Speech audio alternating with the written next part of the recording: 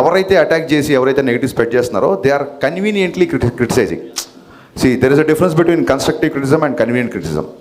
So ఏదో dance మూమెంట్లో ఒక జేబులో పాకెట్ల గురించి మాట్లాడుతున్నారు, బట్ కట్నం తీసుకొని కాపురం చేసే మగవాడు చేస్తే మగవాడు వ్యభిచారం చేసినట్టు డైలాగ్ రాశాను, దాన్ని కన్వీనియంట్గా పక్కన పెట్టేశారు. ఎందుకంటే మంచి డైలాగ్ కదా, అమ్మాయిలందరికీ విపరీతంగా నచ్చిన, చాలామంది కాల్ చేశారు. ఆ డైలాగ్ చాలా మంచి డైలాగ్. అలాగే హీరోయిన్ ఎప్పుడైతే నువ్వు నా వెనకాల పడ్డా నాకు ఇబ్బందిగా ఉంది అంటుందో అప్పుడు హీరో 2 చేతులు పెట్టి దండం పెట్టి మీకు నా ప్రేమ అర్థమయ్యేంత వరకు ఇంకా నేను మీ జోలికి రాను అంటాడు.